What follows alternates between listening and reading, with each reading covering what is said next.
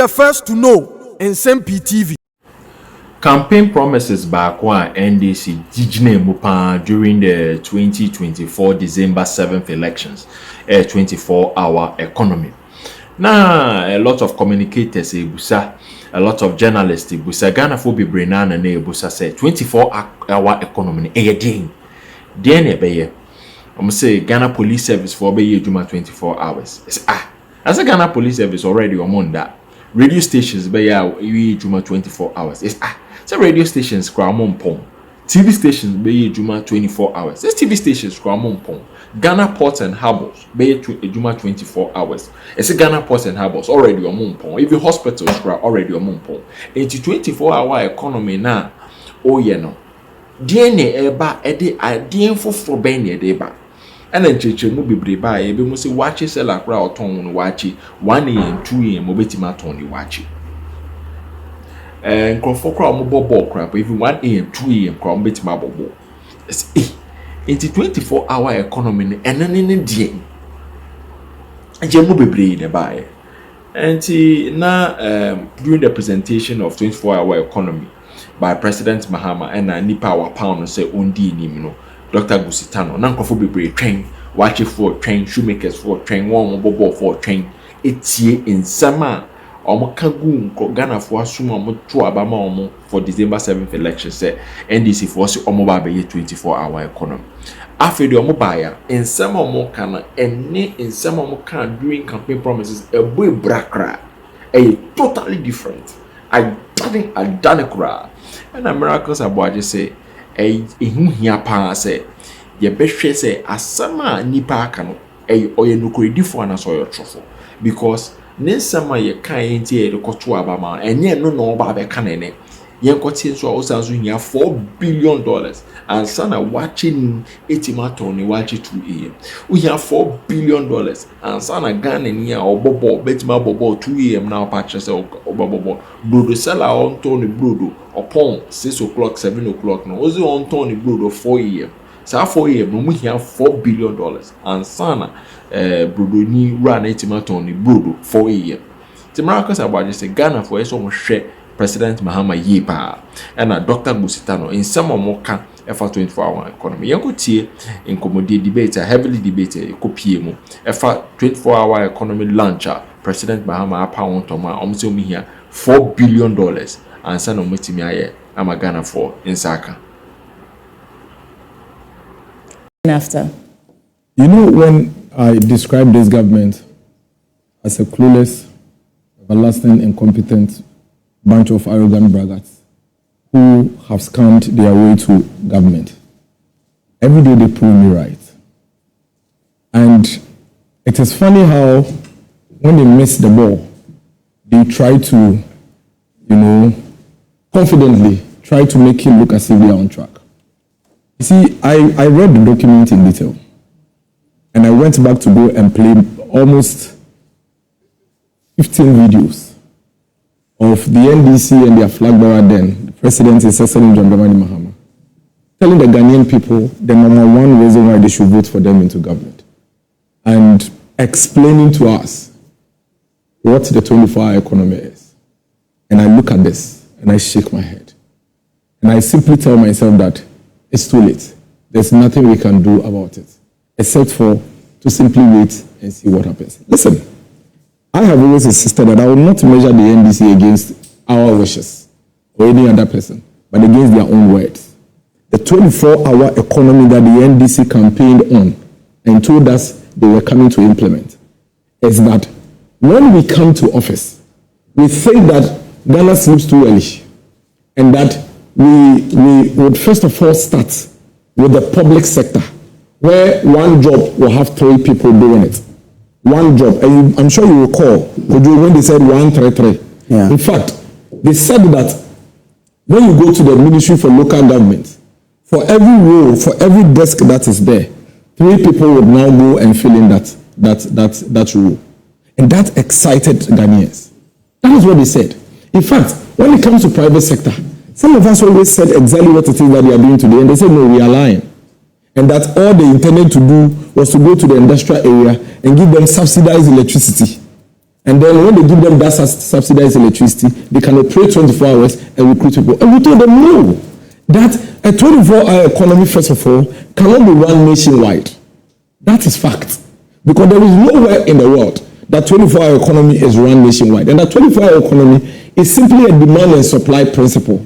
That in areas where the thing is needed, the private sector or the public sector would have no choice than to adjust and be able to meet that demand. And that you cannot force it onto the economy. The economy must be ready and receptive to a 24-hour economy. They said, no, we're lying. And they said we didn't know what we were talking about, and that what we were saying is not what we are saying. They went on giving example that the waakye seller at Lakeside Estate, once they come to office, will be able to sell 24 hours. That the organizer on the Techima Road, and this was explained by their national chairman, once they come to office, will operate 24 hours. That when you go to the Ministry for Food and Agriculture, the director for PPPMB will be 3. The directors will be 3. One will come in the morning, close in the afternoon. Another one will come. Yeah, that's what they said. No, I'm saying that's what they said. They said that's clearly what they said. And we insisted that the 24-hour economy is not a policy on itself, and that it is a series of policies and programs that will bring you an outcome or an output of a likely 24-hour economy. Here we are today. This is where we are. Listen. There's one angle. I just want to give you one angle to what you're saying. You mentioned that you'd read the policy documents thoroughly. I'm quoting from page 15 of the executive summary of the 24-hour documents we have. And they say, while the name 24-hour economy quote may evoke images of shift work or nighttime operations, the program goes beyond that. 24-hour plus is first a program of national mobilization. There's a micro and real sector counterpart to the program of sound macroeconomic management led by the Ministry of Finance, and it goes on and on to talk about selected sectors starting from strategic value chains. So when you say that it as if they've missed the ball, and I wrote that down, you said they had missed the ball, they explain that it's not about night shift. Yeah, because they are explaining now after they scandal and came to power. So when does this document yesterday. No, I got this before yesterday. Yeah, but it was the same thing. Yes. Right. So I agree. What we have written is actually what it should be. Okay. And that is what we kept saying. So you're what their rhetoric before they launched this. That's all. Let's move on. No, wait. Okay. We can't move on just like that. You see, the reason why we cannot move on just like that is that people must be held responsible and accountable for things. Because if we just move on, only God knows how many times we are going to move, even with this document you've got. But don't forget, this is just a policy document. Its implementation is a different ballgame.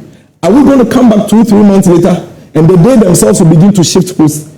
We can't pretend as if that is not what they told us. Listen, these guys went on to talk about chop bars, and went to talk about barbers, and went to talk about all manner of things. And we kept saying, first of all, you cannot have 24-hour economy in my village in Frano. You know why? Because in Frano is predominantly a cocoa farming area. They go to the farms in the morning, go and farm, which is economically viable, make the money, then they will have to now move it to where you are putting up the industries. So don't let the Enfano people have a sense and feel that when they vote for you, they are going to be part of a 24-hour economy. Go and play every tip of me commenting on 24-hour economy, even in multimedia here. And I kept saying, tell the people the truth. The truth of the matter is that, indeed, 24-hour economy is a viable outcome of every economy. Yeah. If you put in the basis like we are doing. However, it is not everywhere that you can run a 24-hour economy. So today, my people in Ayesu and Frano have voted for you because you told them that you are going to give them a 24-hour economy. Here they are today. In fact, the president went on now to say that football will be played in the middle of the night.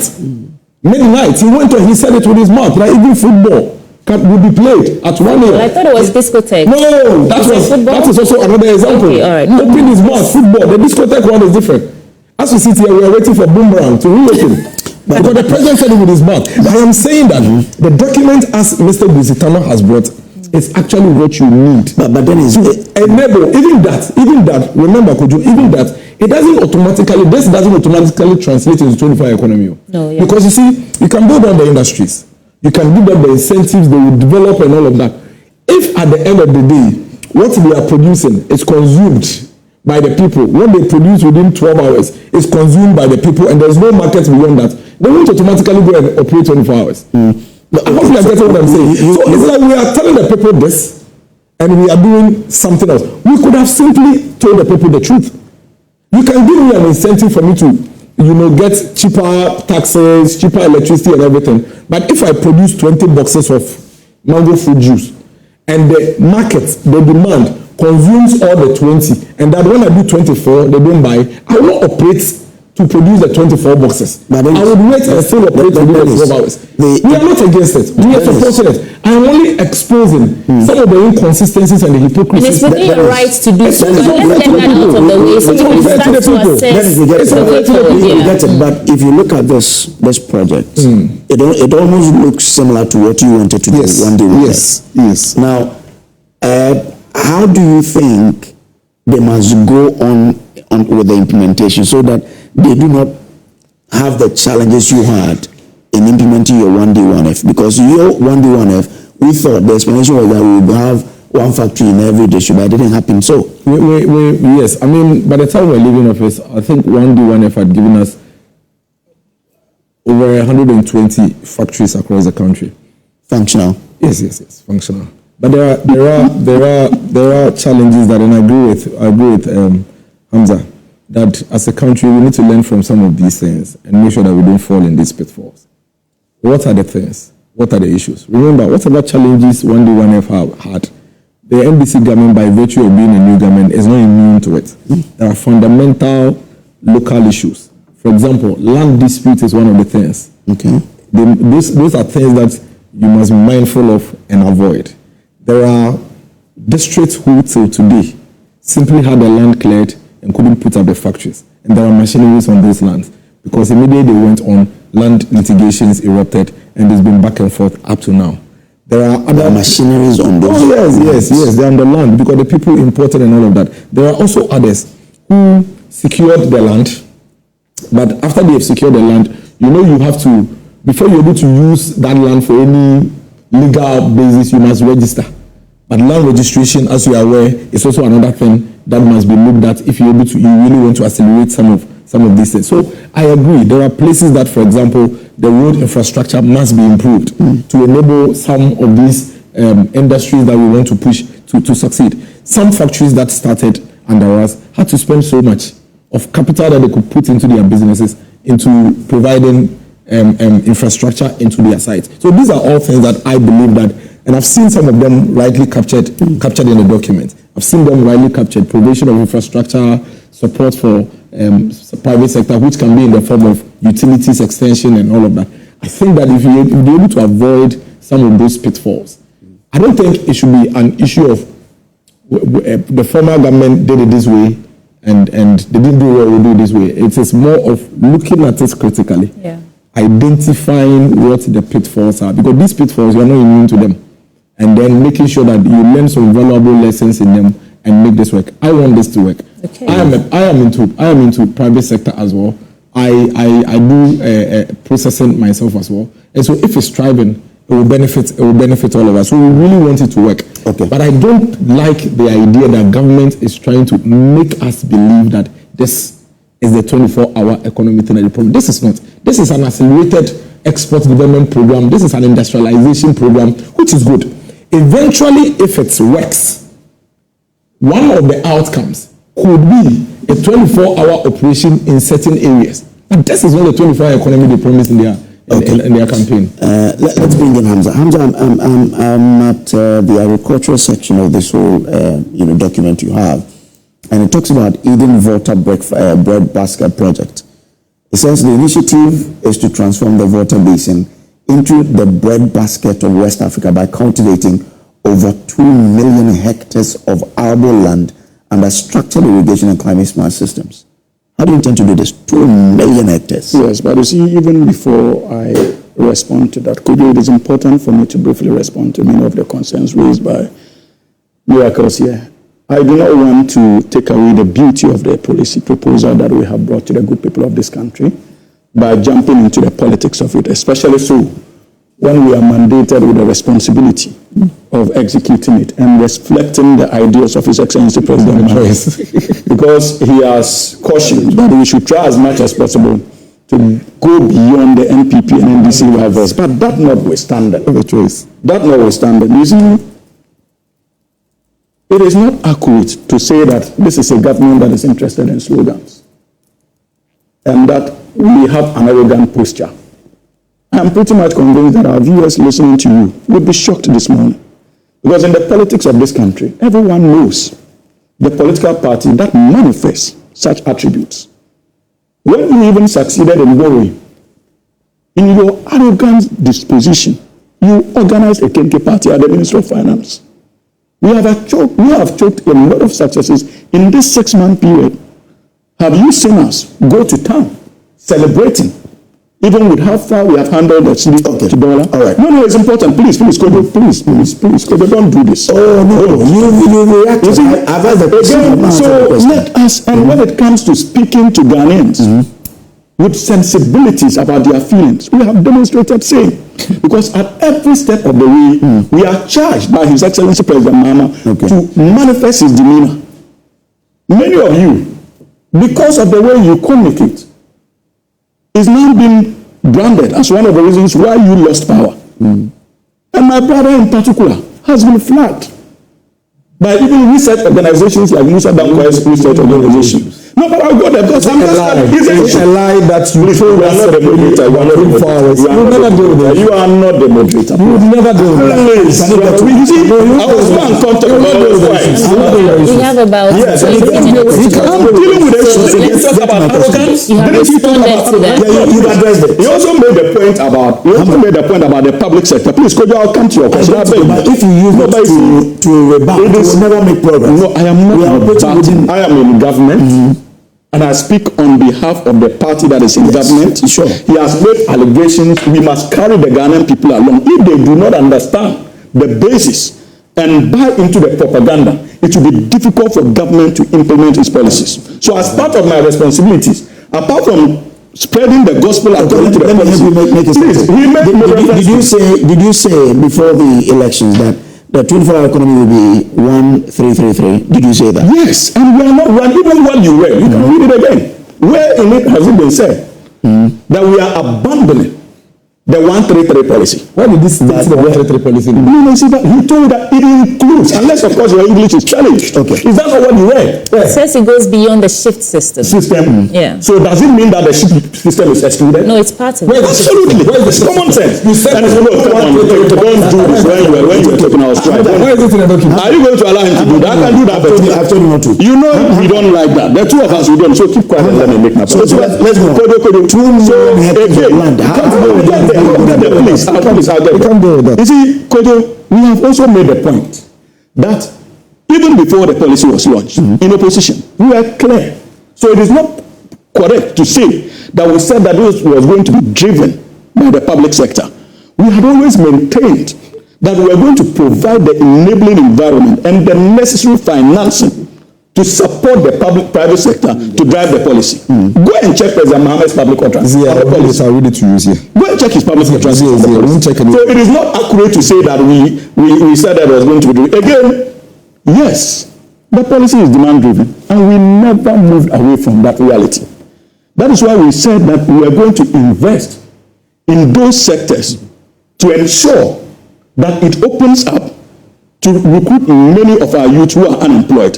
And you are talking about the nationalistic nature of the job, of the 24. We should have told them that, someone in Nsem-Pii would not benefit from the 24-hour economy because it's not going to be national. It is not true. It is national. You are not from Greater Accra. You work in Greater Accra.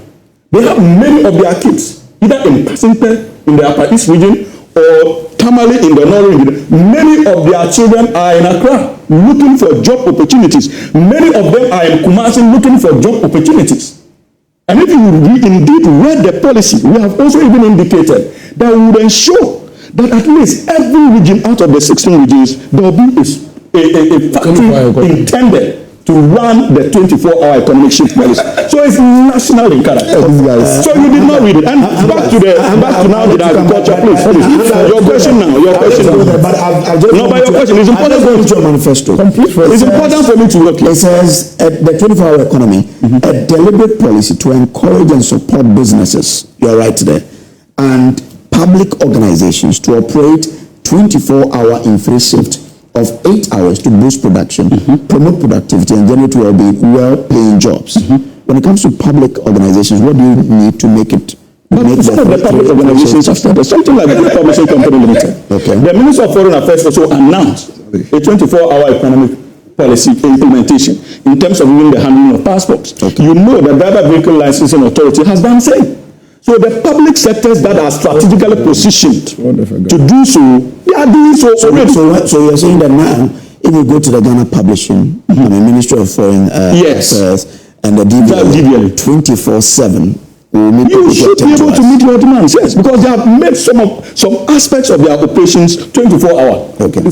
So let us respect that. But you see, now back to your issue. Yeah. You see, that is why I'm saying that if the document is elaborate, we have identified not only the Volta Basin, but we have also identified important sectors like Yeji.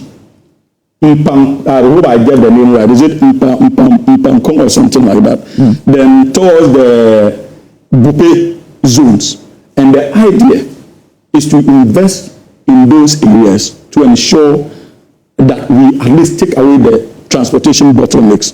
And that is why we have said that government alone is making available about in excess of $300 million to support that sector.